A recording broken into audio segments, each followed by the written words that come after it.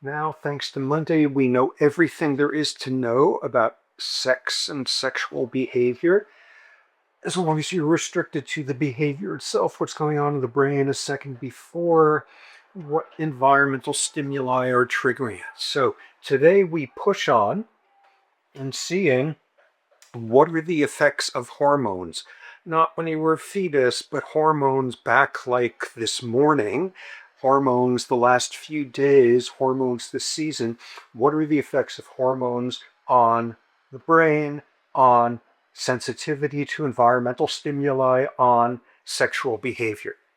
So, starting off with females, the sort of thing that makes for a hypothalamus in a female far more complexly wired up than in a male. What you see is having to produce large amounts of cyclicity.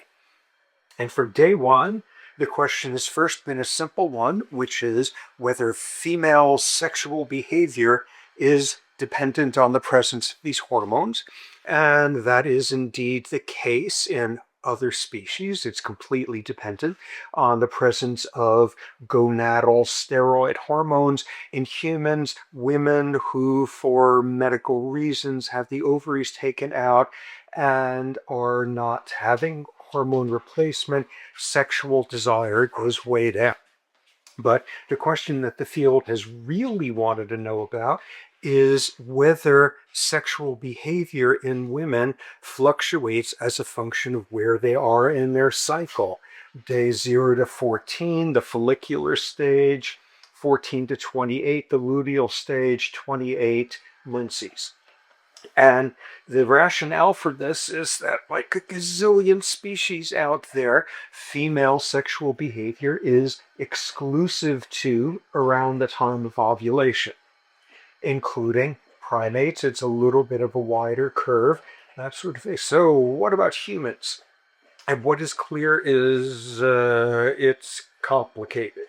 What you see is overall, the studies have shown a mild trend towards an increase in likelihood of women having sex around the time that they're ovulating. Okay, so a mild trend, not that strong of an effect.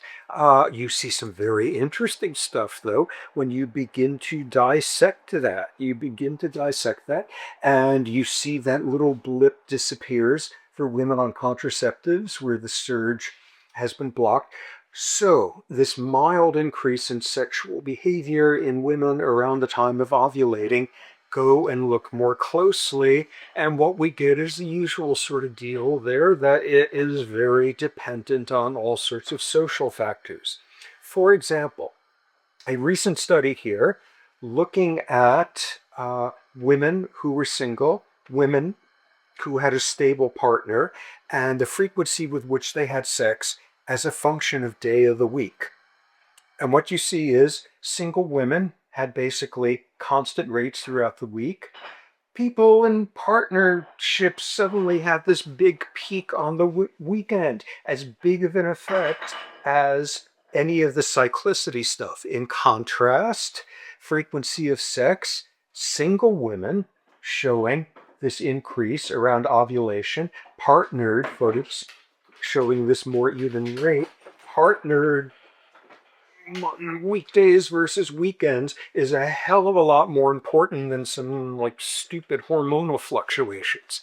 So you see, as per usual, we see biology interacting with cultural factors.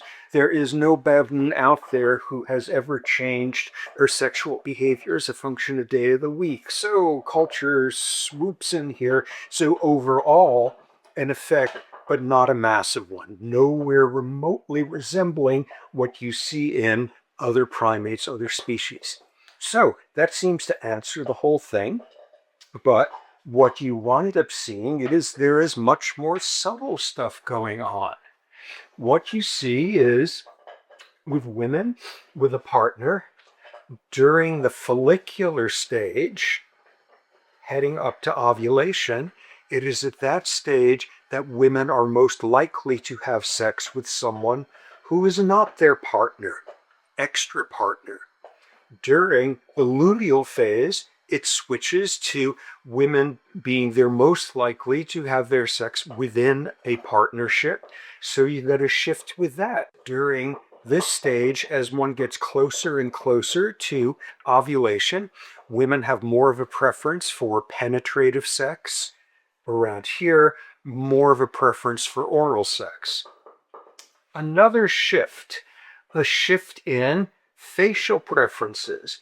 As women get closer to ovulation, they have a stronger preference for faces of males with stereotypically masculine features, jutting jaw, high forehead, body muscle, all of that. And in the luteal phase, there's more of a shift towards round-faced nice guys.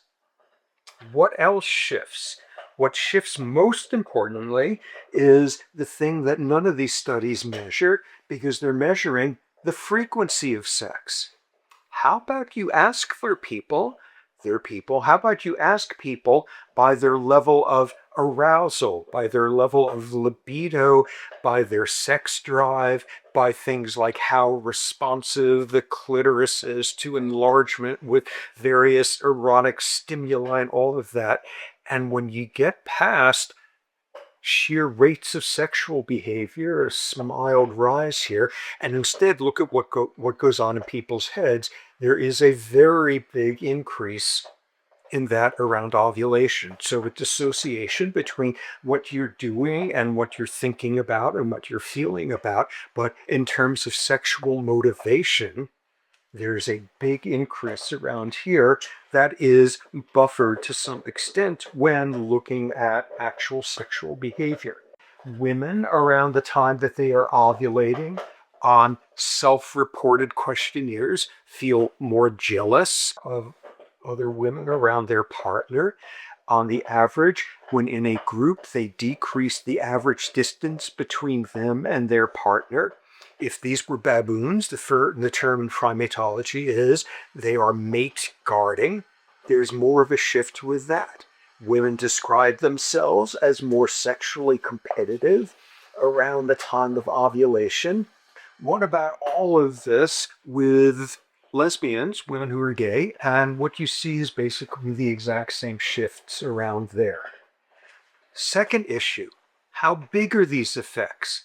They're really mild. Do not believe this is going to explain a huge amount of when people are having sex and with who and with what sort of shaped face individual and all of that.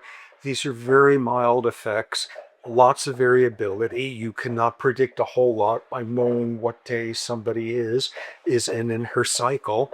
These are totally interesting, but what is probably most interesting about it is these are all mild effects compared to what are huge, whopping, great effects in other primates. Just a propensity in us, just a hinting at that. Okay, not only the dramatic changes in estrogen and progesterone levels, an increase in estrogen receptors in the brain around this period, a decrease afterward, an increase in oxytocin receptor number in the brain around this period. So sort of the underlying mechanics of what's going on is making sense. One additional hormone that's relevant in here with women's sexual behavior is testosterone. Wait a second. That's not what we learned back when. Testosterone goes with the guys with the Y chromosomes and all of that. Women secrete testosterone, or a close relative of it, androstenedione, an androgen, an androgenic hormone, not from the ovaries, but from the adrenal glands, and not a ton of it, maybe 10% the levels you see in a male. But nonetheless, what you see is what are adrenal androgens about? They do not have cyclic release, but what they have as a general effect is sort of an increase in female proceptivity, an increase in female horniness, libido, desire, sex drive, all of that. Androgens seem to play a role in that. And when women have to have, say, their adrenals removed for some medical situation, you see sexual motivation, sex drive tends to go down at that point. Okay, So shifting over now to this whole unique thing about females when we look at our species, not only is this like unrecognizable to a primate, any other primate in terms of mating is exclusively the day before or after ovulation, and instead we've got sex throughout the entire cycle, and people used to think only humans, but it's now clear bonobos do also, cetaceans and dolphins do that also. We are not the only species that has non-reproductive sex, nonetheless, within this backdrop. More importantly, in lots of ways, when making sense of the evolution of human social behavior, we are quite unique among primates in that we have concealed ovulation.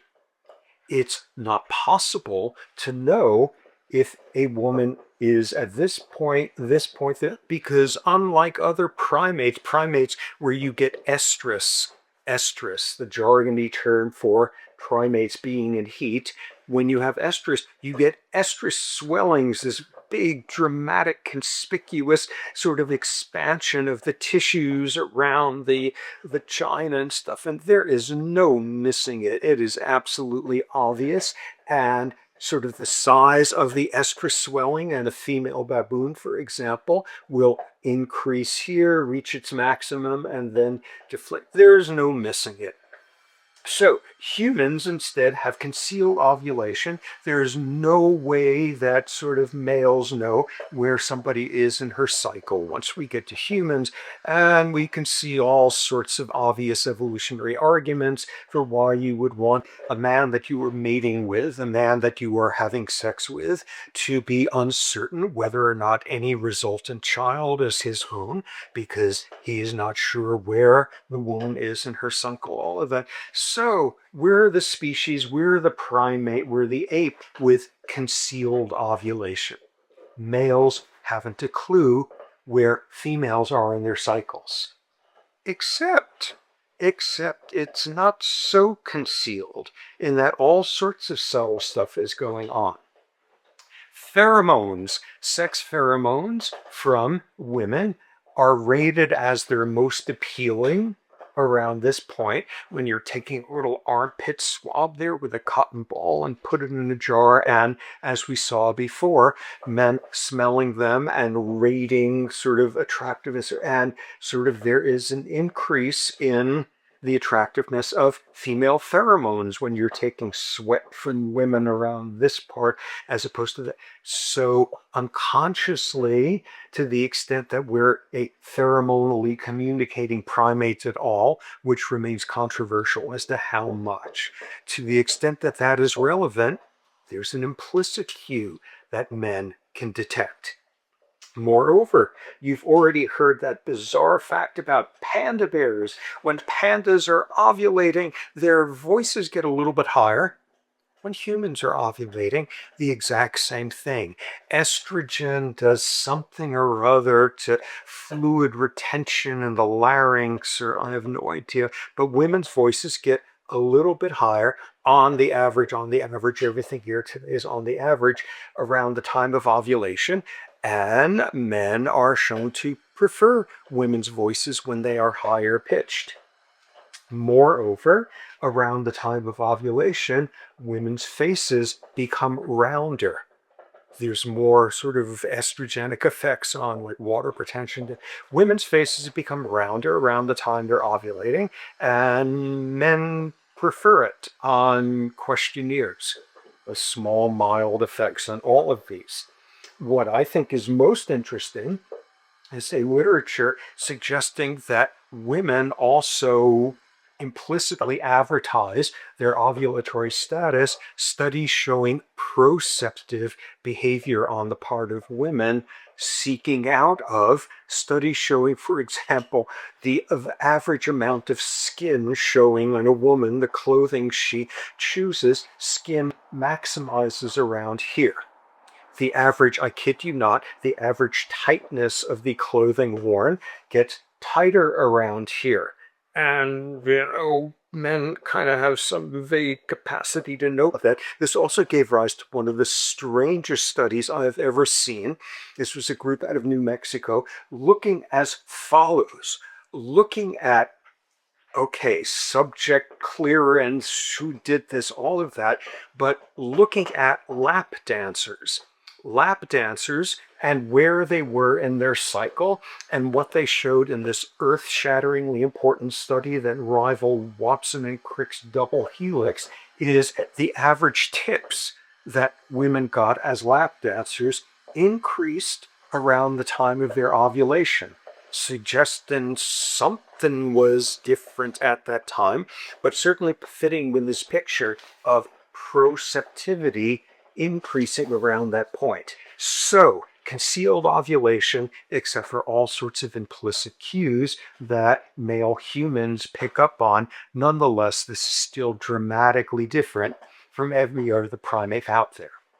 Males, switching over to males, and obviously what we're talking about immediately is testosterone.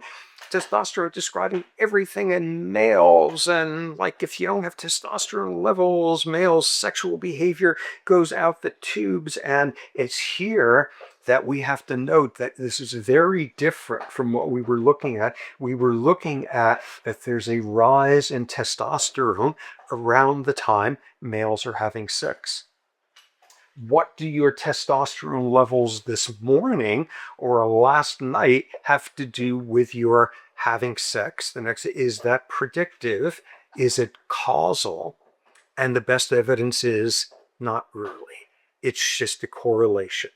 As follows. Here's a diagram. You can commit this to memory, have it tattooed in, because we're going to have the exact same diagram in about a week and a half, and just get rid of the word sex and put in the word aggression, the same punchline. Okay, so how much sex? And this is looking at whatever species you're looking at. And here is the normal frequency of sex in this individual, the average frequency set to be 100%, with the average level of testosterone in the bloodstream, 100% of the average. So you then go in and do one of the oldest experiments in all of endocrinology, which is to castrate somebody or some farm animal or something, going back probably 10,000. You castrate the individual, and a dramatic drop in sexual behavior, whether it's a monkey or a rat or a human. You've done your subtraction experiment, take away the testosterone, and sex disappears. And then you do your replacement strategy, give the individual, the castrated individual, exogenous testosterone, administer testosterone so as to establish the average levels again, and you reinstate levels of sexual behavior. So it is dependent upon, it is completely eliminated by subtraction and completely normalized by replacement. Except if you were hopefully looking closely here, it's not completely eliminated. And every single study of any species out there will show that after castration, surgical, chemical, whatever, when testosterone levels basically go down to zero, there's still residual sexual behavior and sexual motivation. What is that about? You get a very interesting clue with this, which is the more sex a male has had prior to being castrated, the more residual sex there's going to be after castration. What's that telling us? That's telling us something about roughly this amount of sexual behavior is testosterone dependent, and this is about social learning and context and social conditioning and all of that. And the more experience a male has had in that realm, the more of this stuff is still going to be there, the more residual. When you castrate male horses, you have to be very, very on top of it and do it at young enough of an age so that they don't have a huge amount of residual social experience with aggression. And same thing with sexual behavior. With dogs, you neuter your dog, and at what age? At what age? how much cumulative experience is there. So we first see our first punchline, which is, yeah, it's testosterone dependent. And when you take it away, there's a big change. There's a big change that nonetheless is still reflective of a social learning component, social conditioning, all of that. So we've learned that now. Now we learn our next subtlety about the effects of testosterone on sexual behavior, which is you castrate the individual, and instead of giving them back enough testosterone to get stuff back to the average level pre 100%, you give them much less, so you only get to about 20%. Or you give them a ton, so you boost up to about 200%. And what we see here is the same levels of sexual behavior.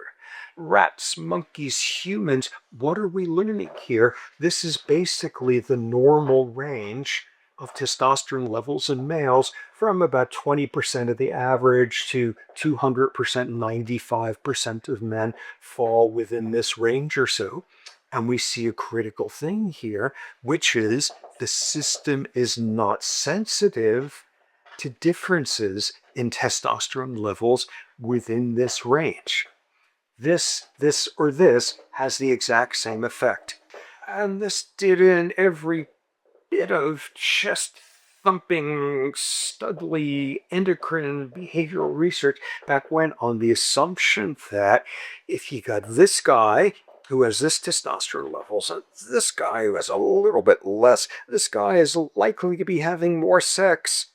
Whole literature on that, showing that what it was about was the individual who had more sex then secreted more testosterone. It was reversing the direction of causality. So individual differences between one person and another, meaningless. Individual differences, as in today, these are my levels, and tomorrow, these are going to be my levels, and whoa, what a difference that's going to make in terms of behavior. The system is sensitive to testosterone, but it is not sensitive to small differences. But get into the anabolic steroid weightlifter abusing range of like 1,000-fold, then aggression goes through the roof, as does sexual libido. A very dangerous combination there when it is supra-physiologic, when it is above the normal range.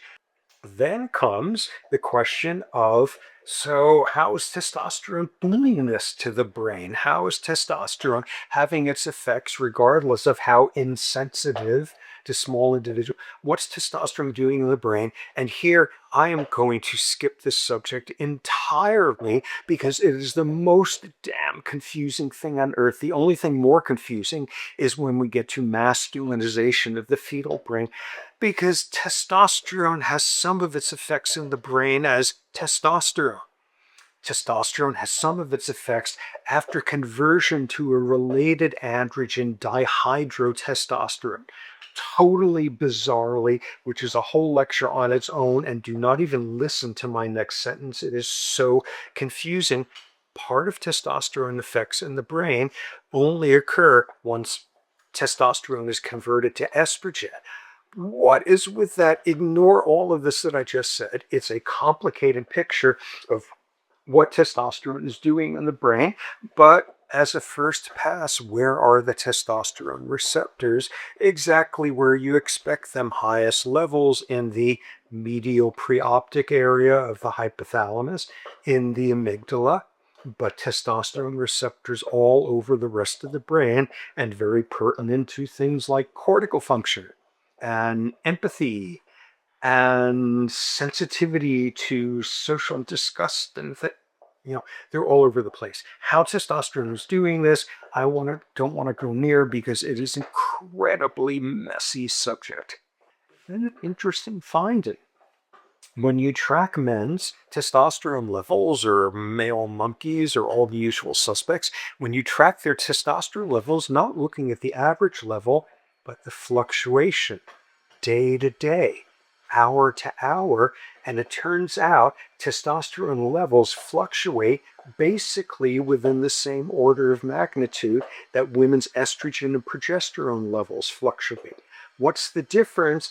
The male pattern is just bouncing randomly all over the place, depending on like how much red meat you had this morning, or if somebody smiled at you in the elevator, who knows what. The variability is just as much, which was a shock to the field, because what female steroid hormones are about is massive, massive changes in levels. So's testosterone, as it turns out. The sole difference is this follows a predictable pattern, whereas the male pattern seems to be just bouncing all over the place. So that is interesting. What other hormones come into play in terms of male sexual behavior? Your hormone levels an hour ago this morning, that oxytocin. And you see things, interesting things like men in relationships. They have lower likelihood of cheating on their partner when they have low oxytocin levels. High oxytocin enhances fidelity, and we're going to see some of the genetics of that in a while.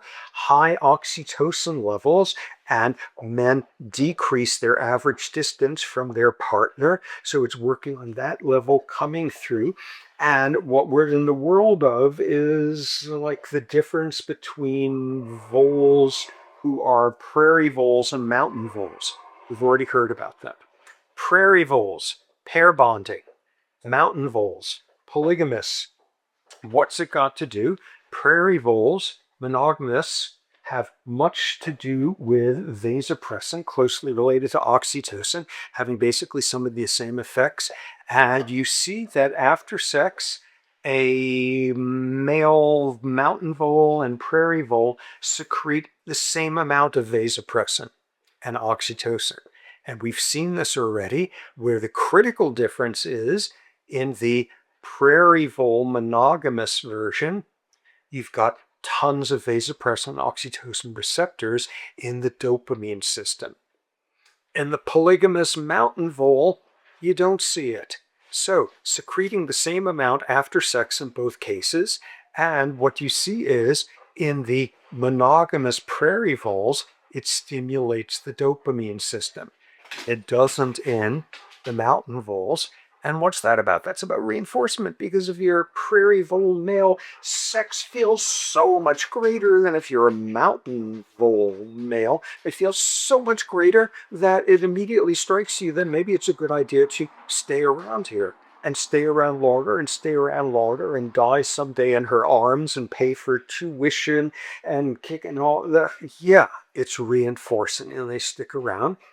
And our key point, going back to the difference in the genetics of the vasopressin receptor gene in the mountain voles and the prairie voles, is not in the gene. It's the exact same DNA sequence. Back 2 or 3 weeks, it's a difference in the sequence of the promoter.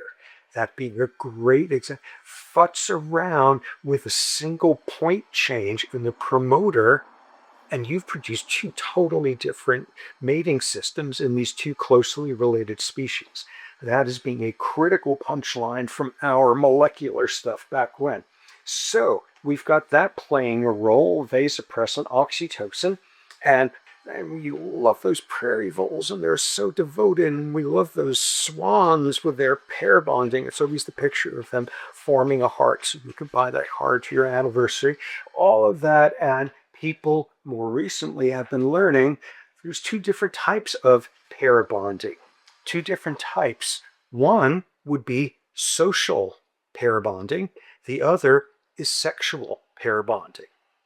And what you see with the voles and all sorts of other monogamous pair bonding species, what that translates into is you're sticking around the same partner your entire life, but sexual pair bonding doesn't work quite the same way. Those admirable male prairie voles will, with some frequency, sneak off and mate with somebody else. So a very big contrast between social monogamy and sexual monogamy, which we are going to get to big time when we are looking at human sexual behavior in a while.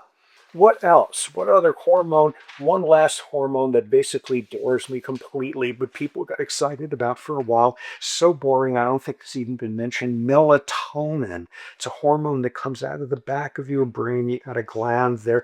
Melatonin has something to do with seasonality, seasonal mating, species that will mate only in this 1 week each year, that sort of thing. It's a circannual, telling your brain what time of year it is, and a little bit of evidence that elevating melatonin levels increase sexual drive in some males. For the most part, minor effect at best.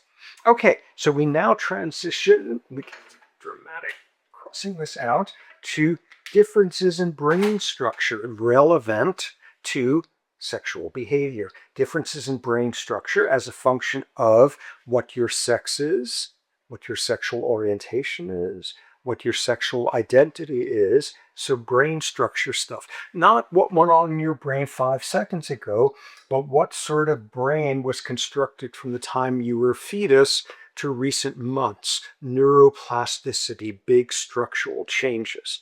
And what people were blown away by in the 70s when it first became apparent is a male brain and a female brain are not the same thing. Duh, but structurally not the same. And bringing back a term from our pair bonding versus tournament species stuff, the brain is a sexually dimorphic organ. There are parts of the brain that are on the average bigger in one sex than the other. And this is totally amazing. And this has been a very trendy, sexy field ever since, with huge amounts of variability, populational differences, so that there's no way you could look at any given one brain of a human and be able to tell what sex the person is. Take 100,000 and this 100,000 average out to here, and this other 100,000 average out to here, you got a pretty good basis for which sex is which in that case, but zero predictability on the individual level. And the very first area that popped up was in the hypothalamus, different subparts of the hypothalamus, the preoptic area of the hypothalamus, different subparts to the preoptic area. We've already heard about one of them, the medial preoptic area.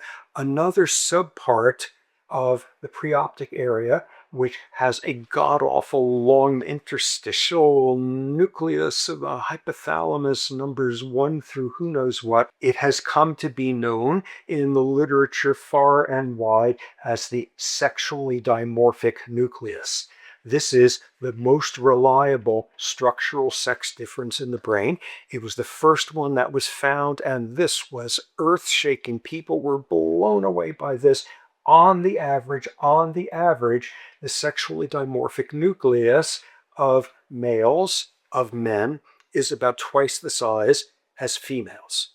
Huge variability. You can't sex them that way. By the time you get to rodents, though, the difference is so reliable that you can measure how big this part of the brain is and pretty reliably sex the individual. With humans, though, massive variability, but on the average, males twice the volume as females. So that was incredibly interesting, and people went wild over that, and everyone devoting their careers to studying this tiny little part of the brain. And what's become apparent since then, that everywhere you look in the brain, there are sexually dimorphic structures. On the average, the size of this brain region, on the average, the number of neurons, the number of synapses, the number of receptors for this neurotransmitter, the entire brain is sexually dimorphic on the average. Where you see one of the most reliable sexual dimorphism is with the corpus callosum. And this is going to make perfect sense. The corpus callosum, here you got two hemispheres, a rat brain rather than a human, but all sorts of cortical projections that funnel across this bridge, the corpus callosum, and go to the other hemisphere. These are our power law, long distance projections, the longest ones. And we already know from last week that on the average, the power law distribution is wider at the 80% end in males and wider at the 20% end in females. And males as more isolated pockets of cognitive function, analytical stuff. Females as more integrative. Females with more projections across the corpus callosum, and thus you find a pretty reliable sex difference in either the size of the corpus callosum, the density of axons, and they're larger in females than in males. Larger in males than with females. Intrinsic in all that, once again, is you can't tell individuals by it. In other words, there is no standard profile of the female brain or the male brain, an enormous variability in between. And what that continuum means is neuroanatomically, the brain sure as hell isn't binary. It sure as hell has lots of overlap when you see the distributions of the population. As the literature got more mature and you could start putting together all of these differences, the field had a major shock, which is in your average female woman, only not all of your sexually dimorphic brain regions show the female typical pattern. In most men, across the brain, only a majority, but not all, of the sexually dimorphic regions show the male typical pattern. And this gave rise to what is called the mosaic brain hypothesis, which is the notion that this is the female brain and this is the male brain is nonsense. It is not a unitary thing. And again, in the majority of people, their sexually dimorphic brain structures are mostly, but not entirely, consistent with their sex. And instead, you get a mosaic. And this was astounding to people. This was incredibly... We've already heard something kind of like this. Remember back with mom and her male fetus exchanging stem cells so that any woman who is given birth to a son will have some XY neurons in there. All males have some of mom's XXs in there. It's not even on this scale. This is a much bigger scale. The neuroendocrine effects are different in this part of the brain versus that part. As something you could only appreciate after like 3 decades of work, so you can get a whole library of the sexually dimorphic areas and put all the pieces together. And the notion of a neuroanatomically textbook female brain or textbook male brain is a very rare thing indeed. So now, superimposed on that, structural differences in the brain as a function of sexual orientation. And this one has to be viewed in a bit of a historical context, which is like forever scientists, and much of this research started in the 50s, but forever up until like 1990 or so, the driving force on people studying the neuroanatomy of sexual orientation, the endocrinology, all of that, the underlying theme, the implicit theme, or the explicitly stated theme is, I'm doing research to find out what's wrong with the brains of gay men. Where something went wrong, where there's a structural abnormality, where there's a mutation, where there's a radically abnormal level of testosterone in the bloodstream. And people went and looked and looked and looked, and they found no differences whatsoever. And this was interesting historically, simply for the pattern. Suppose you get it in your head that you think that gay men are going to have lower testosterone than straight men, and this explains the difference, all of that. So you write up a proposal, and you get a grant, and you get 400 zillion study subjects, and you report there's no difference in the average levels. Okay, so you go away, and Monday morning you come back and you say, aha, here's my theory now. It's not difference, it's average levels of fluctuation. So they give you a gigantic grant to go spend the next 3 years studying that, and 100,000, and you come back and actually there's no difference there. No science would have that long of a string of negative findings and everybody coming back and saying, aha, here's what's really going on. The original generation of endocrinologists in the 1950s looking for what's wrong with testosterone levels, it happened that they were mostly German endocrinologists. And, in retrospect, it wasn't that much earlier that people in Germany were being sent off to be gassed as a function of their sexual orientation. Ooh, this is really like suspicious, problematic research. And it exactly was, because the underlying drive was what's wrong, what's wrong. Let's find an abnormality.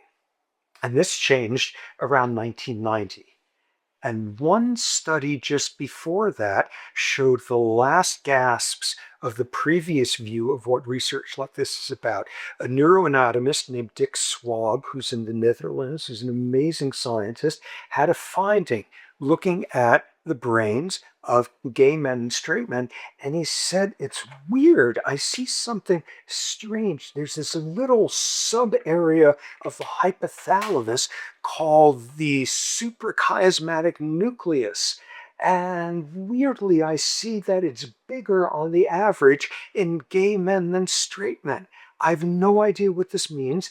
This part of the brain has something to do with circadian rhythms. There's no literature suggesting any different, but this is what we found and put it out there.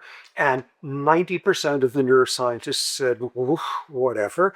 And all sorts of gay rights activists, this being the waning days of scientists want to find out what's wrong with the brain, deciding that this was another version of that. And Dick Swab, who's a very gentle, nice guy, was getting death threats and all of that. This was basically the last chapter of looking at people, looking at sexual orientation differences in the brain as it's them, it's those post-Nazis still trying to figure out what's wrong. And the fact that Schwab has a heavy Dutch accent, which sounds vaguely German, if you know, could not have helped either. So that's where the field was until it was blown open around 1990 by a neuroanatomist named Simon LeVay. Simon LeVay, he had trained under Hubel and Wiesel at Harvard, two Nobel laureates, was faculty there for a while, then moved to the Salk Institute in San Diego, incredibly accomplished neuroanatomist, and he published this bombshell of a finding around 1990 or so, which was looking at the brains post-mortem of gay men and straight men, and he focused in on the sexually dimorphic nucleus. And remember what we already saw. Straight men, on the average, it was this big.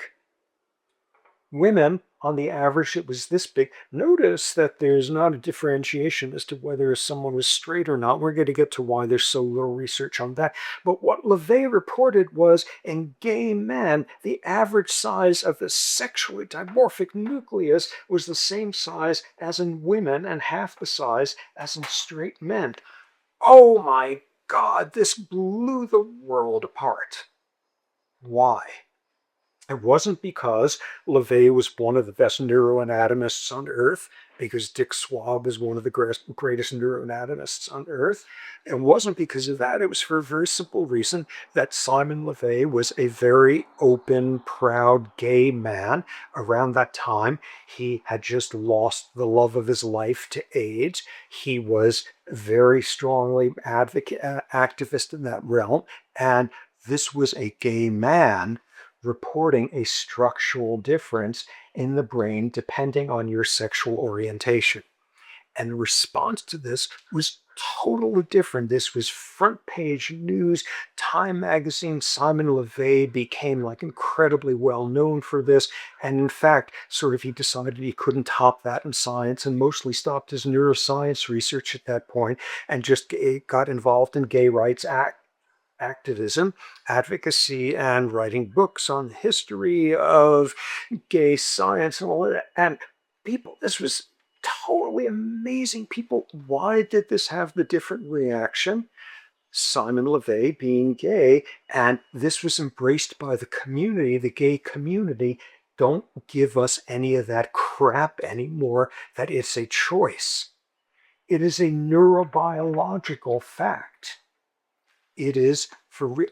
Don't go, you know, oh my God, if you have some middle school teacher who's gay, he's going to shrink your son's sexually dimorphic nucleus, all of that. It is a neurobiological trait, whether or not the men studied by LeVay acted upon their sexual desires or were closeted throughout. It's having a brain that wants to be having same-sex sex, where on the average, this area was about half the size. During that time, I was living near the Castro in San Francisco, a very gay neighborhood, and more than once I saw some guy walking around with a t-shirt saying, "The only small thing about me is my sexually dimorphic nucleus," which I thought was wonderful, seeing neuroanatomy sort of working its way into the popular culture. Landmark. Landmark also in terms of the timing, and this is one of the few times that Science magazine admitted to having some sort of time course agenda there having to do with this, in that they published it right around the time that Bill Clinton had come in office and was doing something revolutionary that had him being threatened with death and hell by all of the right there. He was phasing out the military rule of, like, you're tossed out of the military if you're gay, ushering in instead this don't ask, don't tell, which was completely repressive in its own way. But this was a hot topic, and along comes this cover story, every magazine, every newspaper saying, yes, there is a brain basis of sexual orientation. Enough with this choice crap, enough with this conversion therapy nonsense, enough with parents trying to talk their gay child out of it, or whatever. This was a massive, massive finding. In that regard, though, it was a study that came with a lot of confounds that were completely unavoidable, just given how tough of a research project this was. There wasn't a whole large sample size. I think LeVay's first population was, I don't know, 20 brains in each category or whatever. It was not a huge sample size. Big additional confound was this being the early 1990s, late 80s. Where was LeVay getting his brains from of the gay men, predominantly men, who had died of AIDS? And one of the most reliable and most disastrous and crushing symptoms of AIDS is what is called neuro-AIDS, where the virus and one of its co-proteins run amok in the brain and causes loss. So this was not a perfectly healthy gay man's brain compared with a perfectly healthy straight man's brain. So that was a complication also. And most of all, these were highly variable. You couldn't look at the size of somebody's sexually dimorphic nucleus and throw your kid into a brain scanner and find out his future or anything. Lots of overlap, as one would expect. Nonetheless, a landmark finding. Since then, there's more differences that have popped up. They're less reliable and they're less dramatic. And this is a twofold difference is pretty dramatic. For reasons I don't really understand historically, there's a whole literature on rams. About 8% of them prefer to mate with other males than with females. This is a consistent number in ram populations all over the place. And what studies have shown is in that 8%, their sexually dimorphic nucleus is about half the size, equal here, to that of other males. So that's really interesting.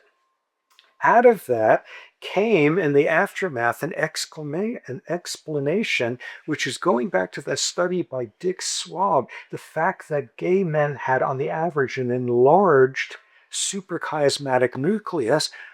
Who knows what that? It turns out the explanation was the SCN is right next to the POA, and if the POA was smaller, on average, I say once again, smaller in gay men, the suprachiasmatic nucleus just kind of expanded to fill the space. It was a secondary effect. And if Schwab had published that like 2 years after LeVay, people would have said this is like incredibly interesting and confirmatory of the finding, because you would expect if this is smaller, the neighboring nuclei are going to enlarge to fill up the space, and it makes perfect sense. And instead, when he published it 2 years earlier, the response ranged from "you homophobic German" to I don't know, he's a good neuroanatomist, but what the hell does this mean? Let's basically ignore it. More differences. Corpus callosum. Of the other areas with a fairly well replicated difference as a function of sexual orientation, on the average, gay men have a thicker corpus callosum than do straight men, i.e., going in the direction of the dimorphism seen with sort of people in general by sex. Okay, now we go outside the brain, and here we enter some totally bizarre domain which makes no sense whatsoever, but nonetheless has fueled lots and lots of research in the field. As follows: your hand. Your hand, somebody at some point, and remarkably, this was in the 19th century, figured out that on the average, there's a sex difference in the ratio of the length of your second finger, your index finger, to your ring finger. On the average, females have a higher ratio or a lower ratio. I've never known which or remembered or cared or what, but this is this totally bizarre thing that somebody picked up. And in a first trimester fetus, there's already a sex difference when you look at imaging in the ratio there. You look at lab rats. Lab rats have fingers, which is wild in and of itself, but a sex difference in the ratio of second to fourth digit. And as we'll get to, for some bizarre reason, this is an assay of how much testosterone you were exposed to as a fetus. And the male typical ratio is generated during prenatal life. So people have gone and looked at that, and what you see there is, on the average, the finger length ratio of gay men is more similar to what you see in women than in straight men. Okay, so that's out there as a finding. Then, even weirder, sit in the world's most quiet room, and you will hear your inner ear makes a certain amount of like background noise, which we never notice until you're sitting there in the pure silence, at which point it just unnerves the hell out of you because you suddenly realize you're made of like cells and stuff, but something that is called autoacoustic emissions.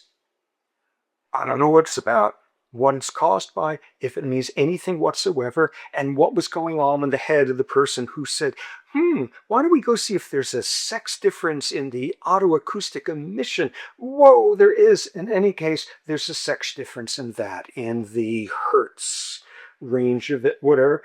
And on the average, the emission range in gay men is more similar to in women than it is in straight men. Okay, so this is bizarre terrain. Even weirder terrain. You look at the top of somebody's head and there's whirling to their hair. And again, who the hell studies this? But somebody noticed that in straight men, about 95% of men have clockwise hair whirls. And I don't even actually know what that means, like which something with your hair pattern, and instead only about 70% of gay men have clockwise whirls, and instead they have counterclockwise, and you see that sex difference. They've got the counterclockwise at the level seen in women, and whoa, go figure out what that's about. Then sort of the most extreme one, and the Who funded this? Who chose to devote their life to this? The density of fingerprint ridges show a sex difference. I don't know in what direction. I don't even know what the density of ridges mean, but gay men have a ridge density that is more similar to the female average than the straight male average. Okay, so you got all of this, so clearly something's up, but something's up with a ton of variability and very subtle differences, and for my money, sort of the socio-political consequences of this literature is far more important than the neurobiological. This was the one that made any sensible person in America sit up and say, choice? This is a brain structure. This is different. You don't like have an influential teacher and the next day the size of this changes dramatically and your 11-year-old son, whatever. It enormous impact sociopolitically. So now we switch to sexual orientation stuff with women. And do you see dimorphism of the same type comparing lesbians and straight women compared to average male, all of that? And the first thing to emphasize is remarkably little research has been done on that. And this has persisted for years and years. There was not the crappy 1950s endocrinology world of what's wrong with lesbians and let's find the hormonal aberration. There's like for every 10 studies with males, there were like one study with females, like way understudied. The neurobiology has been way understudied. Nonetheless, there's a few hints of something. The most reliable finding concerns the corpus callosum and the number of fibers in there and the size of it. And you see something interesting. In terms of the size of the corpus callosum, on the average, the size in lesbians is closer to what is seen in straight males than in straight females. So another version of the same sort of finding, a brain that looks more like the sexual orientation that you feel than the sex you were assigned, your chromosome sex, etc.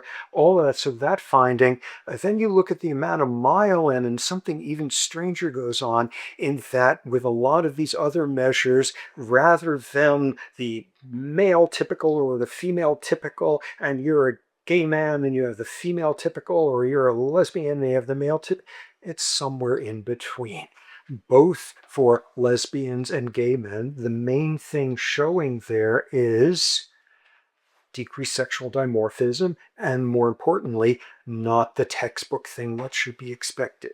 So there is evidence for that. What a lot of the literature said is, well, this is interesting. Look at a finding like that. Like the amount of myelin in lesbians and gay men is about in the middle. You know, they're not heterosexual. You see, they're exactly the same. And then there was this major discovery in the field that being a lesbian and being a gay man is not the same thing. And I include literally a quote from one of those papers saying, whoa, in recent years, evidence is suggesting there's important differences with being a non-hetero male and being a non-hetero female. Duh, you think, just look at like Oscar Wilde and Gertrude Stein or something, and that does that one in. The field is finally waking up to, that they're not the same unless you can't conveniently say, I'm only going to study gay men and not lesbians. Whoa, the same sex bias in studies as to who your study subjects are, as in every rat study, every monkey study out there, that sort of thing. So people then figured out that lesbians and gay men are kind of not the same biological organisms. And in the time since then, what people have found is in lesbians, the finger ratio is more similar to the typical male than in straight women. Then, of course, the autoacoustic emissions people jumped in there and they got to do their studies, and the same exact sort of finding, which is on the average, the emission range in lesbians is closer to the male typical range than the straight female typical range. So bits and pieces of that, far less studied than in gay men, and that's like a fascinating, like socially regressive domain in which socially progressive research is being carried out, some such thing. As we will see when we get to the prenatal environment, the sexual orientation with women is very, very heavily a function of the amount of androgen, testosterone exposure during fetal life. Okay, so we now have gotten through sexual orientation and now getting to sexual identity and brain structure. And here are all the things that I am not going to say a damn thing about, which is whether there are subtypes of being trans in terms of at what age you first realize it, whether makes any sense whatever age you begin a transition with hormone I'm not going near any of that. All I'm talking here is about some of the structural biological stuff. That literature immediately has a confound, since part of transitioning is hormone treatment, and that's affecting the brain, and that's a big challenge there. The literature has slowly emerged because what you have to find is trans individuals who have not started transitioning yet. They haven't taken hormone secretions, hormone treatments, and in the original study showing that, it included elderly people saying, I never did anything about it, but I've always felt myself to be. So getting untreated, unhormonally manipulated people who say my sexual identity is different from the sex I was assigned. So what does that literature show? The very first study had an incredibly dramatic finding, which came from Dick Swab's lab in the Netherlands. And this one was when you looked at one of the sexually dimorphic parts of the brain, in this case, okay, these are people who've actually been memorizing the limbic system chart, the BNST, the bed nucleus of the striae terminalis. So that's what they were studying and came with this whopper of a finding, which was on the average, there's like a twofold difference in the size of the BNST between men and women. I believe in males, it's bigger than women or whatever. And what he reported was a pretty clear finding that when you look at trans individuals who haven't necessarily transitioned yet, no hormones involved, but they've been saying, in my head, this is not who I am. On the average, the size of the bed nucleus in trans individuals was the size that you would see in the sex they said, I have always felt like I am, rather than the one that was assigned to me. And this is an amazing finding, because what is it saying? What's the general view of the field at the time in terms of trans individuals? This is someone who, for some reason, thinks they're a different sex than what they actually are. What does this finding show? That's not the case. This is someone whose brain is a particular sex, and they had the incredibly crappy luck of being handed a body of the opposite sex. Because if you've got a choice between like looking at glands and stuff like that, or looking at what your brain says, for my money, believe the brain every time. So that was a phenomenal study suggesting that in trans individuals, their brains are much more similar, and by this measure, statistically identical to what you see in the sex they say they have always felt themselves to be, than the one they were assigned. A larger literature has emerged since then in the last 20 years, and it shows a milder version of the same punchline, which is most of the brain structural differences are about halfway between cis individuals and trans individuals. So we've now gone from, you've got the brain of the sex you've always felt you were like, at the very least saying you don't have the brain of the sex that you were assigned. So that literature has now been emerging. Okay, amid all of this and looking at structural aspects of the brain and endocrine aspects earlier on, all of that, one very, very understudied population, if there have been far fewer studies of lesbians than gay men, the most unstudied population with respect to all of this is like, what's the neurobiological basis of homophobia? But that needs some more literary research done. Okay, so now we barrel into adolescence. Boys or girls? Whose brains mature faster? Yes, female brains in every species out there.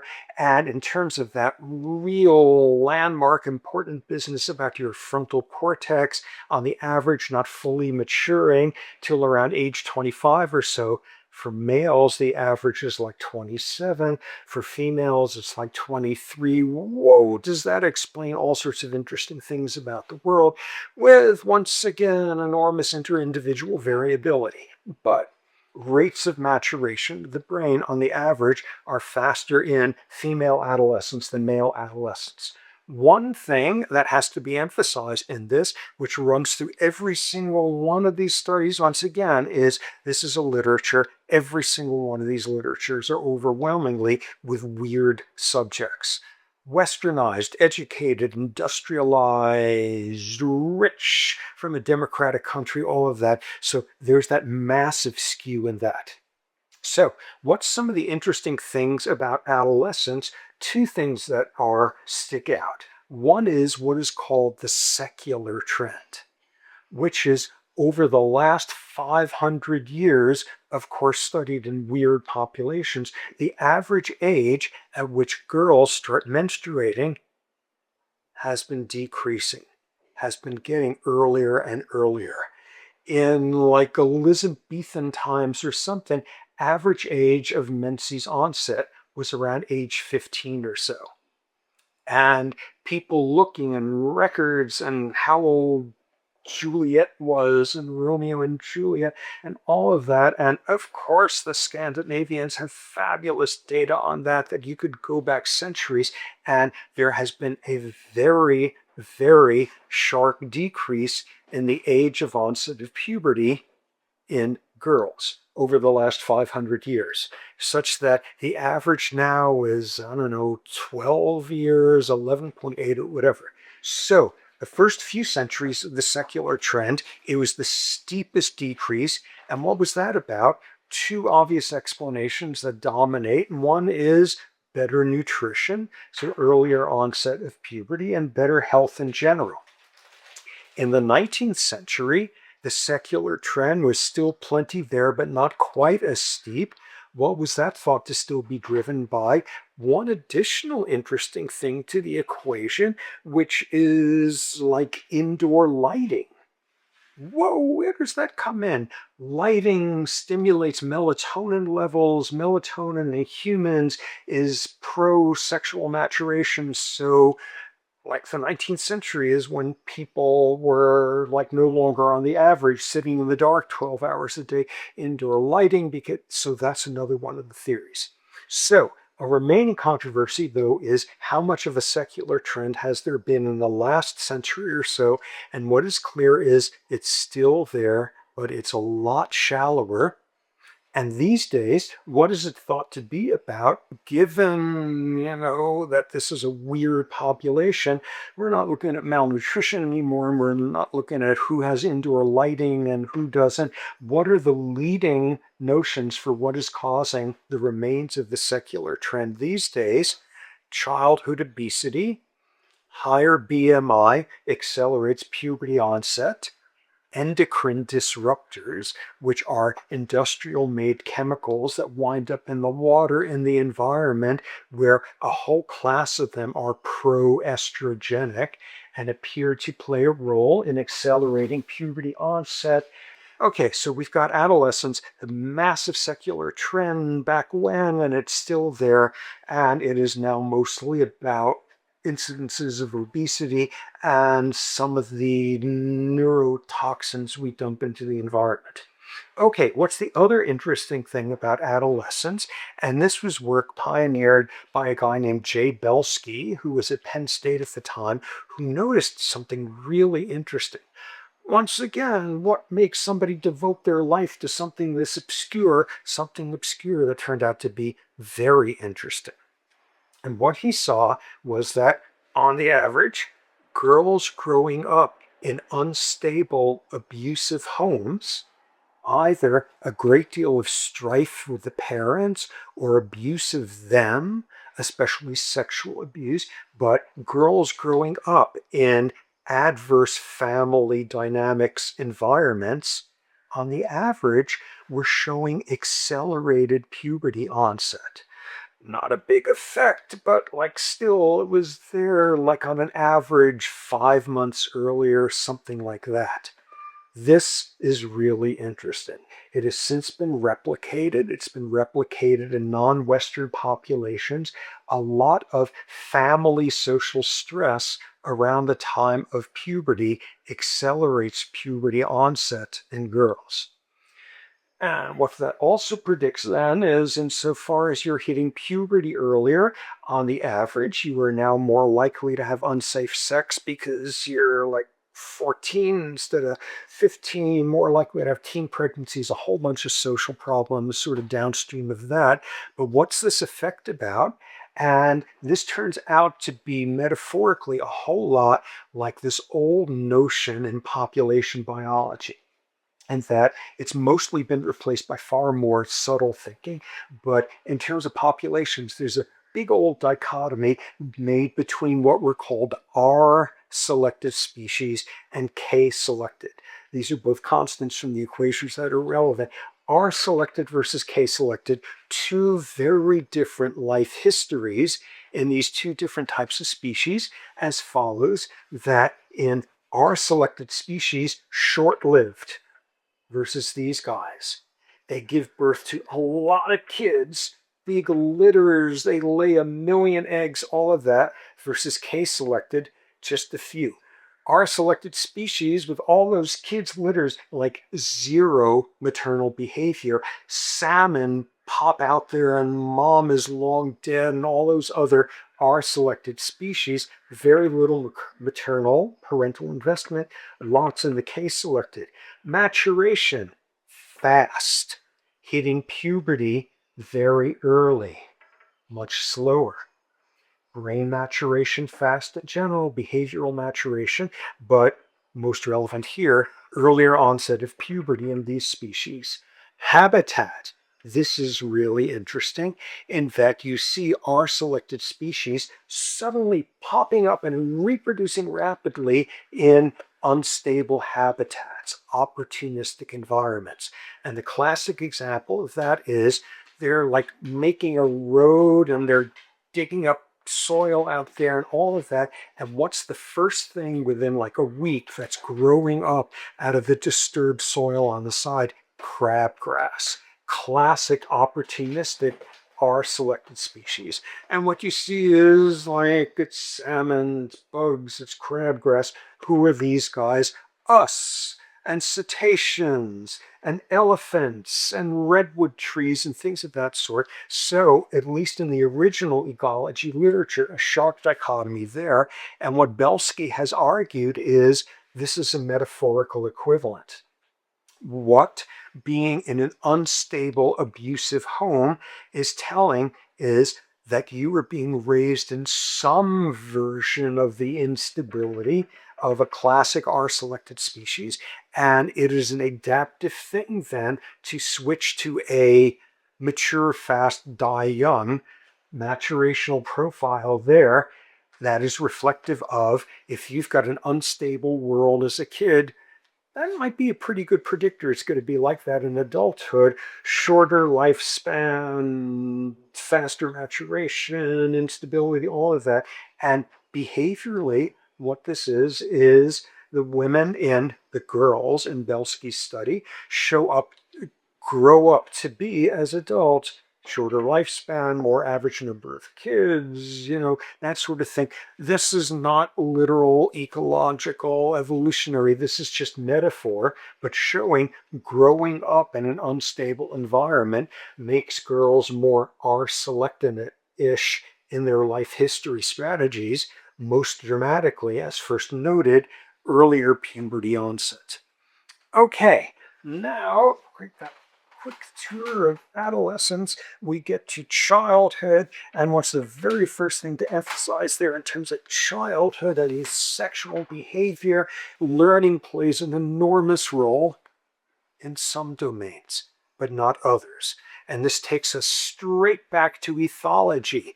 You raise a monkey in total social isolation, and the first time it's exposed to another monkey, and you pump up this isolated monkey's gonadal hormone levels, and it knows how to mate. It knows if it's female, it does a lordosis reflex. If it's male, it's got pelvic thrusting completely down, all fixed action patterns. So where does the learning come in? Exactly with fixed action patterns. Who's an appropriate individual to be mating with? That's where the learning comes in. That's what's going on in childhood, but the fixed action patterns are there from the start. In terms of childhood effects on adult sexual behavior, what that is most dominantly about is upbringing, parenting styles, and between the lines there, what that is most about is cultural differences in parenting styles. And that's hugely important because you are learning your families and your culture's values. Is the body a sinful thing or is it a beautiful thing? Is polygamy your goal? Is monogamy your goal? All of that enormous cultural inculcation in childhood by way of mothering style, but also by way of your peer group, all of that. There is zero science for it's a choice. There's zero science suggesting anything about childhood environment has any effect on somebody's sexual orientation. It sure as hell has a huge effect on whether this person is going to grow up to be closeted enough because they happen to be living in Uganda instead of San Francisco, where Uganda, they're trying to pass a death sentence for gay men right now. It's going to have a ton to do with how much you act upon it, but yeah, it has no effect. Another stupid myth that you can make a child gay, all of that. Nonetheless, what is seen very early on is you go back retrospectively, you look at family videos, you ask relatives to recount, but family videos are far more objective. And there's a literature on that. You go back and you see that individuals who are destined to identify as gay or lesbian once they hit puberty and all of that, what you see is the first evidence of gender norm conformity is being violated remarkably earlier in life. Which makes a ton of sense if, once again, we're going with this is biology there. It's apparent very early in life, and trying to understand that is, like, obviously tremendously difficult in a world where still a huge percentage of Earth's populations, the most logical, safe thing to do is to closet yourself, so it is very hard to study that. Okay, that gets us through childhood. And what we're now about to transition to on Friday is the really complicated world of what fetal environment has to do with adult sexual behavior, adult sexual orientation, and sexual identity.